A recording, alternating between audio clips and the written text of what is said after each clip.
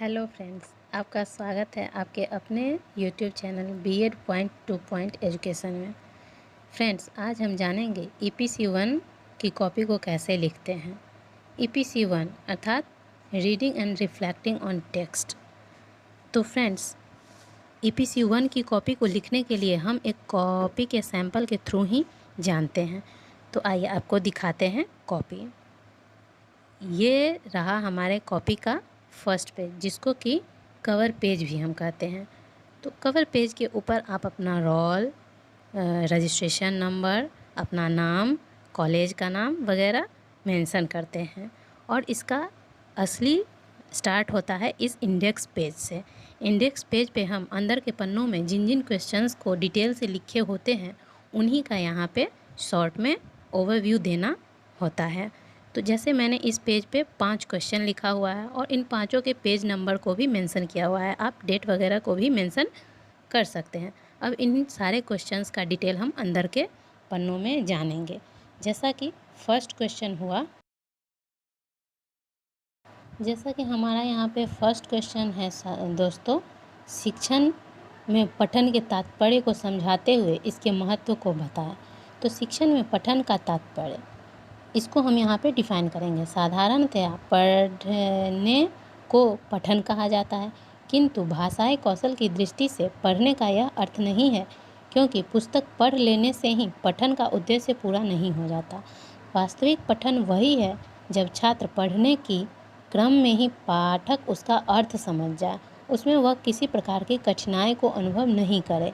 यह सदैव ध्यान रखें कि लिपिबद्ध अक्षरों का तब तक कोई मूल्य नहीं होता जब तक वे विचारों का प्रतिनिधित्व न करें। कोई भी पाठ्य अंश यद्यपि महान अर्थ रखते हो, किंतु यदि वह हमारे समक्ष अर्थ प्रकाशन न करे तो वह व्यर्थ है।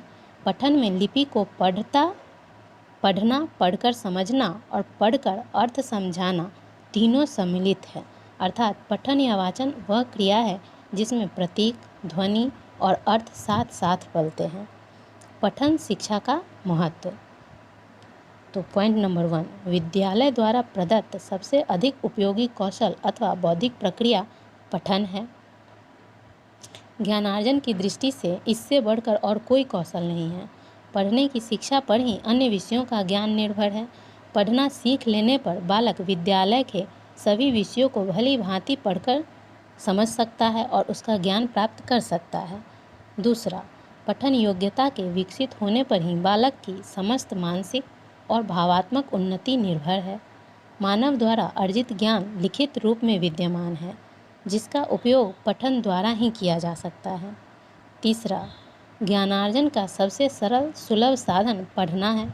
बालक के विकास के लिए सबसे अधिक प्रेरणादायी तत्व पठन ही है, जो उसे सदा ही ज्ञान वृत्ति के लिए उत्प्रेरित करता रहता है। चौथा, निरंतर पढ़ने से हमारे पूर्वार्जित ज्ञान में संशोधन और परिवर्धन होता है। पाँचवां, पठन आनंद प्राप्ति का सर्वोत्तम साधन है। शब्द भंडार की वृद्धि भी पठन पर ही बहुत कुछ निर्भर है। सातवां, पठन द्वारा ही शब्दों का शुद्ध शुद्ध उच्चारण किया जा सकता है। अब क्वेश्चन नंबर 2, शिक्षण को परिभाषित करते हुए इसके विभिन्न प्रकारों, उद्देश्यों एवं विशेषताओं का वर्णन करें। वाचन। तो सबसे पहले अब वाचन को डिफाइन करेंगे। वाचन यह एक कला है। व्यक्ति का सबसे बड़ा आभूषण उसकी सुसंस्कृत एवं मधुर वाणी ही है, क्योंकि अन्य सभी आभूषण तो टूट या घिस जाते हैं, किंतु वाणी सदा बनी रहती है। व्यक्ति का एकमात्र आभूषण उसकी मधुर वाणी है। भाषा शिक्षण वाचन एवं लिखने से आरंभ किया जाता है, क्योंकि ध्वनि से ज्ञान सरल है। वाचन के प्रकार। वाचन के 3 प्रकार होते हैं: सस्वर वाचन, मौन वाचन, अध्ययन वाचन। पहला, सस्वर वाचन। लिखित भाषा के ध्वन्यात्मक पाठ को सस्वर पाठ अथवा सस्वर वाचन कहते हैं। अर्थात जो लिखा हुआ है उसका जब ध्वनि के रूप में हम डिफाइन करते हैं तो वही सस्वर वाचन कहलाता है। यह वाचन प्रक्रिया का प्रथम सोपान है। यह 2 प्रकार का होता है: वैयक्तिक वाचन और सामूहिक वाचन। अब वैयक्तिक वाचन भी 2 प्रकार के होते हैं। पहला, आदर्श पाठ वाचन, जो कि शिक्षक द्वारा करवाया जाता है, और दूसरा अनुकरण पाठ वाचन, जो कि छात्र द्वारा करवाया होता है। और दूसरा वाचन का प्रकार है मौन वाचन। मौन वाचन का स्थूल रूप में अर्थ है बिना होंठ हिलाए चुपचाप पढ़ना, अर्थात जो मनन अध्ययन हम करते हैं उसको मौन वाचन कहा जाता है। यह भी दो प्रकार का होता है, पहला गंभीर वाचन और दूसरा त्वरित वाचन। अब वाचन का तीसरा प्रकार है अध्ययन वाचन। जब वाचन की प्रक्रिया अध्ययन करके की जाती है तो यह अध्ययन वाचन कहलाता है। वाचन शिक्षण के उद्देश्य। अब वाचन शिक्षण के क्या क्या उद्देश्य है हम इनको जानेंगे। तो वाचन शिक्षण के उद्देश्य निम्न प्रकार से होते हैं। आइए हम देखते हैं कि कौन कौन से प्रकार हैं। तो पहला, बालकों के अक्षर, शब्दोच्चारण, उचित ध्वनि बल तथा सुस्वरता का उचित संस्कार करना। दूसरा, पुस्तक पढ़कर बालक उसका भाव समझ सके तथा दूसरों को समझा सके। तीसरा, बालकों के उच्चारण को शुद्ध तथा स्पष्ट रूप प्रदान करना। बालकों में प्रवाह सहित पढ़ने की क्षमता विकसित करना। बालकों को भावानुसार स्वर बदलने में कुशल बनाना। बालकों के वाचन को मधुर तथा प्रभावोत्पादक बनाना। उपर्युक्त वाचन के उद्देश्य की प्राप्ति के लिए शिक्षकों को सदैव प्रयत्नशील रहना चाहिए। वाचन का प्रयोग तथा अभ्यास प्रारंभ से ही करा देना चाहिए, क्योंकि बाल्यावस्था में एक बार बालक की आदत पड़ जाने पर वह जल्दी नहीं छूटती है। सुंदर वाचन की विशेषताएं क्या क्या हैं अब हम ये जानेंगे।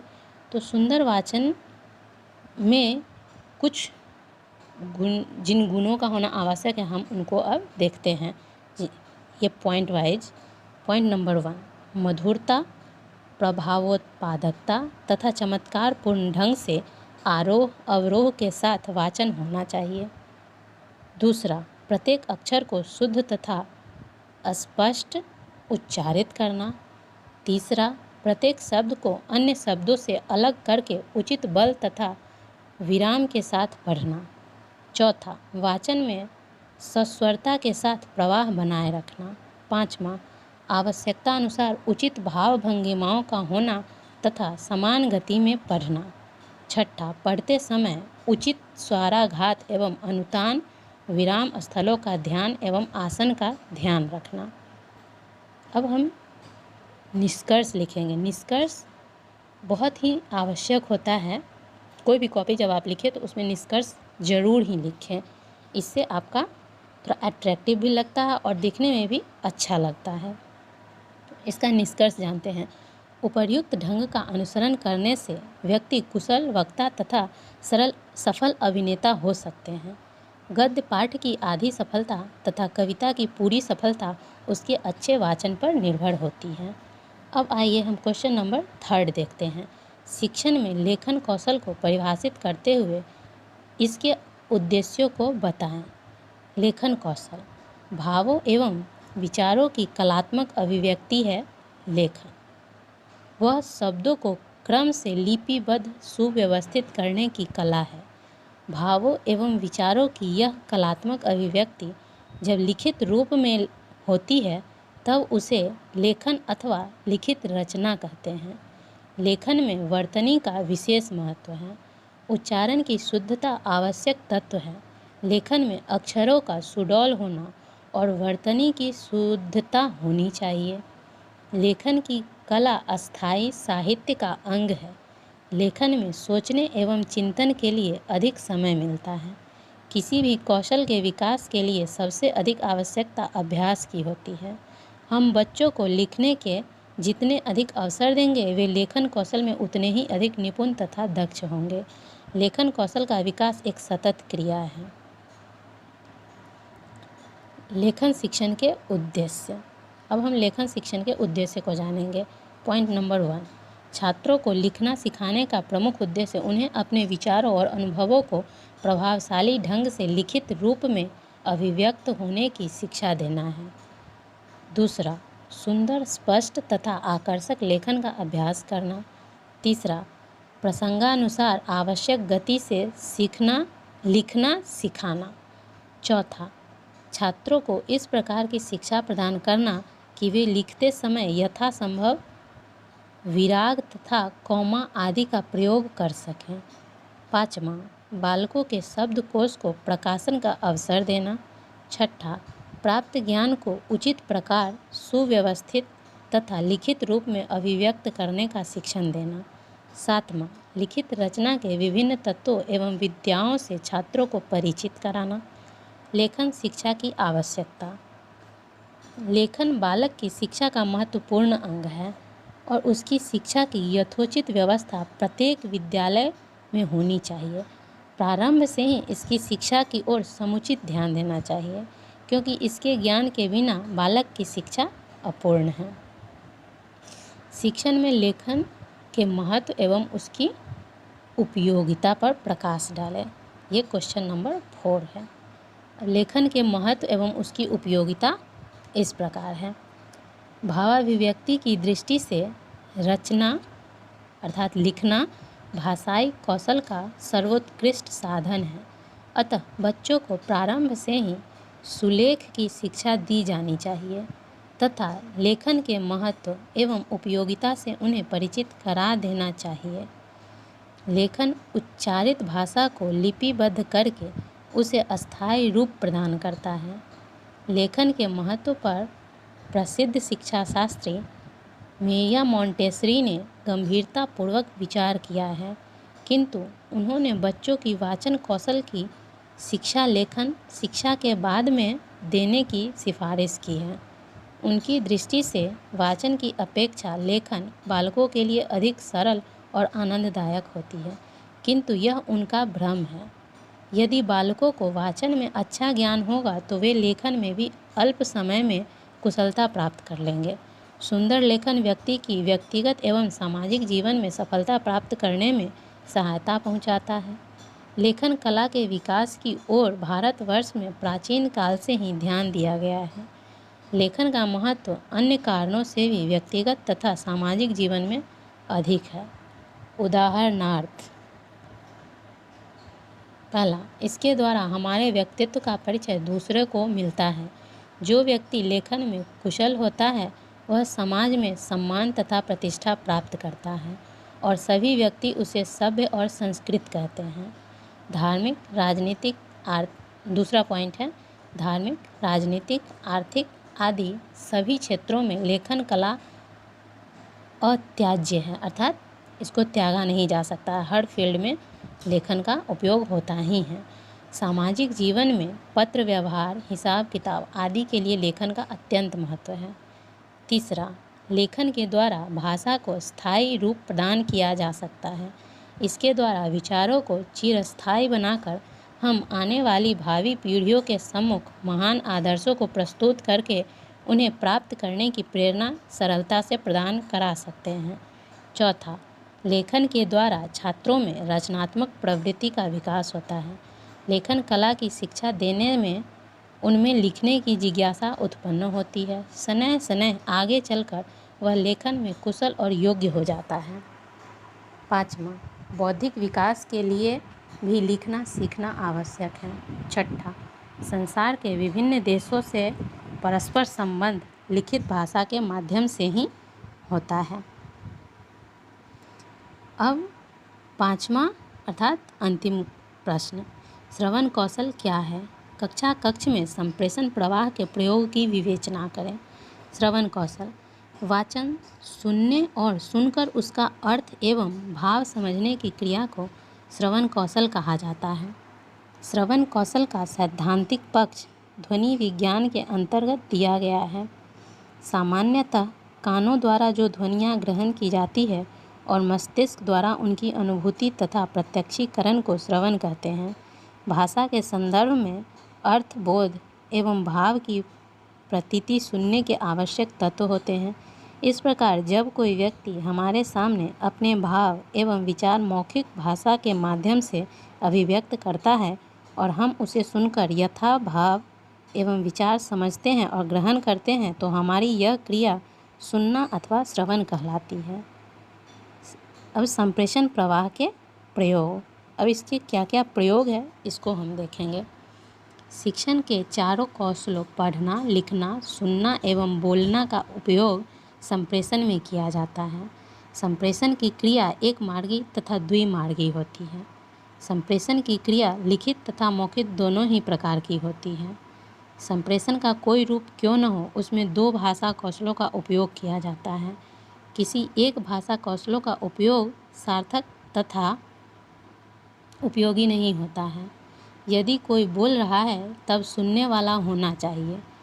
कक्षा शिक्षण में शिक्षक बोलकर अपनी पाठ्य वस्तु का प्रस्तुतिकरण करता है और छात्र सुनकर पाठ्य वस्तु को समझते हैं और उसे बोधगम्य करते हैं। इस प्रकार भाषा कौशलों के उपयोग में 2 संप्रेषण प्रवाह क्रियाशील होते हैं। बोलना सुनना संप्रेषण प्रवाह, पहला है बोलना सुनना संप्रेषण प्रवाह और दूसरा है लिखना पढ़ना संप्रेषण प्रवाह। अब इसको हम डिफाइन करेंगे। पहला, बोलना सुनना संप्रेषण प्रवाह। इस प्रकार का संप्रेषण प्रवाह कक्षा के अंतर्गत शिक्षक एवं छात्रों के मध्य होता है। इस संप्रेषण में शिक्षक की भूमिका प्रमुख होती है, परंतु अधिगम की दृष्टि से छात्र का क्रियाशील होना कहीं अधिक महत्वपूर्ण होता है। इस संप्रेषण प्रवाह के 3 प्रमुख घटक हैं। पहला पाठ्यवस्तु, दूसरा शिक्षण विधि तथा तीसरा शिक्षण सहायक सामग्री। अब संप्रेषण प्रवाह के दूसरा लिखना पढ़ना संप्रेषण प्रवाह। इस प्रकार का संप्रेषण प्रवाह भी शिक्षक तथा छात्रों के मध्य होता है। शिक्षक श्याम पट्ट पर लिखता है और छात्र उसे पढ़ता है। जैसे कि इधर इस ड्राइंग में मैंने दिखाया हुआ है कि किस प्रकार से लिखना पढ़ना संप्रेषण प्रवाह को दर्शाया जाता है। तो मित्रों, आप हर पेज के पहले आप देख रहे हैं कि एक ब्लैंक पेज दिया हुआ है। आप इस ब्लैंक पेज पे खुद से ही ड्राइंग करके या फिर कोई पिक्चर कटिंग करके पेस्ट कर सकते हैं। तो इससे आपका ये कॉपी और भी ज़्यादा अट्रैक्टिव खूबसूरत दिखेगा। तो आप इसे जितना खूबसूरत बना सकते हैं खुद से, उतना आप बनाइए। और इस तरह EPC 1 कंप्लीट हुआ। फ्रेंड्स, मैं इसका एक शॉर्ट वीडियो, इस कॉपी का ही एक शॉर्ट वीडियो आपको अपलोड कर दूंगी, आप देख लीजिएगा। तब तक thank you, bye, take care.